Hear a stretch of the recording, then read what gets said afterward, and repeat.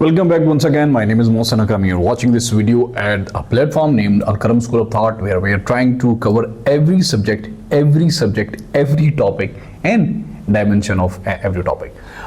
Sociology पे हम पहुंचे हैं जी. अभी हम पढ़ रहे हैं थेरीज और लेबलिंग थेरी को हम पढ़ने लगे हैं. एक्चुअल में ये जो थेरी है ये क्रिमिनोलॉजी की थेरी है. ठीक है.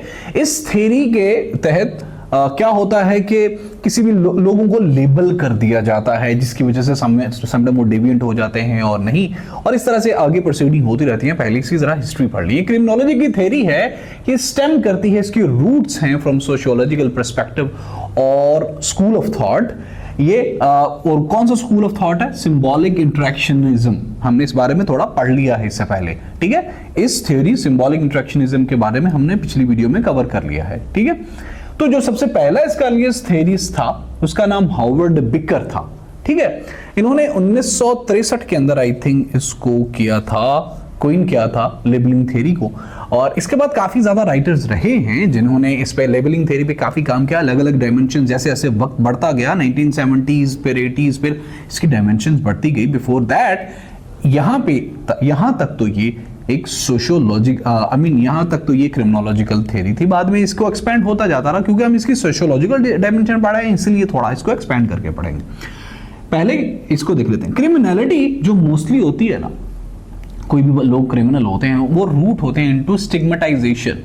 क्या होता है, हम किसी बंदे को कहते हैं यार ये बंदा बहुत खराब है, और वो बंदा क्योंकि थोड़े उसके बाल बड़े देख लेते हैं, कुछ इस तरह से देख लेते हैं, तो फिर वो बंदा at the end of the day खराब ही होता है क्योंकि सब लोग उसे खराब बोल रहे होते हैं. ठीक है.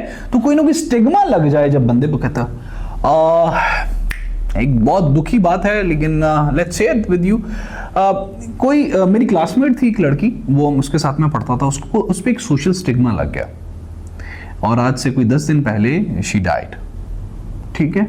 और खैर उसने तो फिर कुछ और ही ये स्टोरी है, लेकिन बहुत से ऐसे दोस्त होते हैं जो जिन पे कोई ना कोई सोशल स्टिग्मा लग जाता है, उसके बाद वो फिर विलिंगली डेलिबरेटली वो चीज़ हरकत करते हैं, वो काम करते हैं, जिसकी वजह से वो कहते हैं बदनाम तो हो ही गए हैं.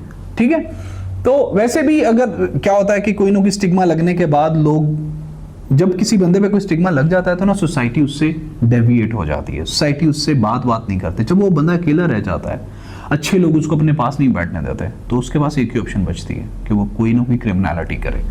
तो लेबल कर देना किसी को, किसी गलत चीज के साथ एट्रीब्यूट कर देना उसके नाम को, is one of the biggest stupidity that I ever have been invented by the human beings.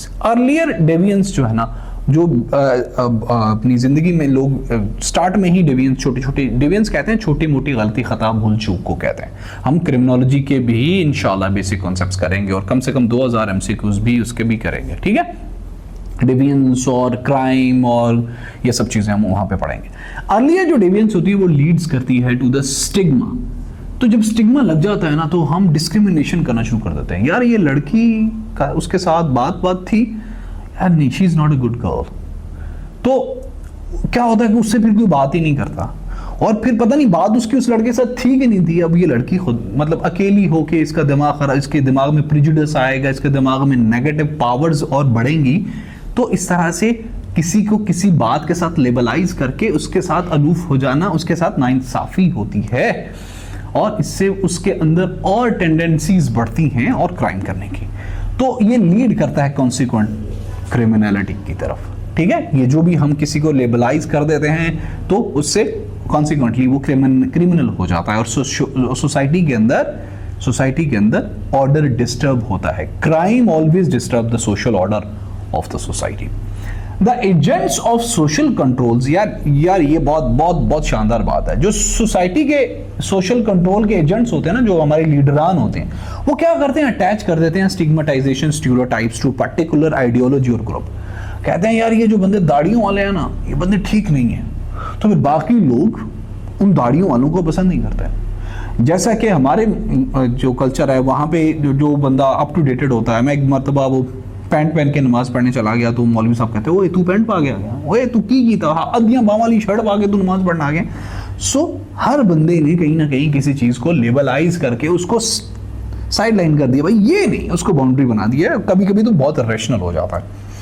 External judgements होती है ना, वो लेबल कर देती हैं. बस बेतुकी सी judgements mostly uneducated area mostly uneducated जो एरियाज होते हैं, अनएजुकेटेड जो इस तरह की होती हैं सोसाइटीज, उनके अंदर बड़ी रफ सी बेतुकी सी बकवास किस्म की जो है ना वो एक्सटर्नल जजमेंट्स होती हैं। तो इंडिविजुअल्स क्या होते हैं, वो सेल्फ एंड एक्सटर्नल आइडेंटिटी के क्राइसिस का शिकार हो जाते हैं। यार मैं सही करने या गलत करने। हमारे माशरे के अंदर मैं आपको एक अहम बात बताता हूँ, हमारे माशरे के अंदर जो बच्चा थोड़ा बहुत पढ़ जाए ना, तो उसको कहते हैं इसका दिमाग खराब हो गया, उसको दिमाग खराब और संकीपन और इस तरह से जिसमें थोड़ा शऊर आ जाए ना, जो थोड़ी पढ़ी लिखी बातें शुरू कर दे, तो उसको वो अजीब से लेबलाइज कर देते हैं, इसको छोड़ो यार ये तो पागल गया है, इसका दिमाग खराब हो गया। हम अपनी समझदार बातें कर देते हैं, ये पढ़ी लिखी बातें करता है, इसको छोड़ दो। ठीक है, हमारे माशरे के अंदर अगर कोई बंदा थोड़ा सा एजुकेटेड हो जाए तो हम लोग उसको साइडलाइन कर देते हैं। हम लोग कहते हैं भाई ये तो ऐसे ही बस बोलता है यार, इसको छोड़ दो।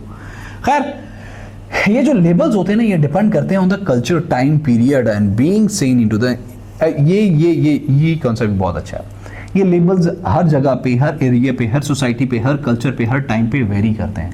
हो सकता है एक टाइम पे लोग, मौलवी जो है ना, वो ये कहते थे, हमारे मौलवी साहिबान एक टाइम पे ना लाउड स्पीकर को लेबल करते थे कि भाई ये जो लाउड स्पीकर है ये शैतान का बाजा है। आज सारे मौलवी उसी शैतान के बारे में बात करते हैं। ये जो मौलवी साहब है ना, ये एक टाइम पे टीवी को और स्क्रीन को ये उन दिनों बहुत एक हदीस मशहूर हुई थी कि जो है ना वो क़यामत के दिन सबसे ज़्यादा सख्त अजाब तस्वीरें बनाने वाले होंगे। जैसे काफिर हैं वो लोग जो लोग तस्वीरें और ये मल्टीमीडिया यूज़ करते हैं, सारे मौलवी बनाए हुए। सो ये जो लेबलाइजेशन है ना, ये डिपेंड करती है टाइम पे भी, ये कल्चर पे भी डिपेंड करती है। अफगानिस्तान में क्रिमिनल की और डेफिनेशन है, वेस्ट के अंदर क्रिमिनल की और डेफिनेशन है, लेकिन कुछ बेसिक क्राइम्स ऐसे हैं जहाँ पे सबकी डेफिनेशन और है। मैं आपको एक बात बता रहा हूँ, ये जो लेबलिंग थ्योरी है ना, ये हमेशा डिफाइन कौन करता है? पावरफुल। एक बंदा है जो कि कहीं पे गया है, उसकी जमीन पे कब्जा हो रहा है, ठीक है, उसकी जमीन पे कब्जा हो रहा है, तो वो अपना कब्जा छुड़ाने के लिए वहां पे गया है, तो वो अपना हक लेने गया है। अगर वो किसी को मारेगा और अगला बंदा पुलिस वाला होगा जो कि सरकारी तौर पे उसकी जमीन बाजियाब कराने आया होगा, बेशक उसके साथ ज्यादती कर, तो इसने जुर्म किया और उसने सेल्फ डिफेंस किया, तो क्या होगा? पकड़ा, जुर्म किस पे लगेगा? ये बंदा जो अपना हक लेने के लिए पुलिस वाले के साथ बात करने गया, लेकिन लड़ाई हो गई है, पुलिस वाले पे कुछ नहीं होगा, अब उल्टा इसी पे। So always label are always, the stigmatisation are always defined by the powerful corridor, by the social control agents जो सोसाइटी को कंट्रोल करते हैं। तो मैं आखिरी बात कह के बात इसको खत्म करता हूं। Being sane into insane places, आप अगर समझदार हैं और आपका मुआशरा अनएजुकेटेड, अनएथिकल, थोड़ा रफ है, तो भाई ये होना is one of the most hard thing to explain. So labelling, I hope कि समझ आ गई होगी किसी को भी, किसी बात के साथ लेबल कर देना, एट्रीब्यूट कर देना, इट्स लेबलिंग थ्योरी।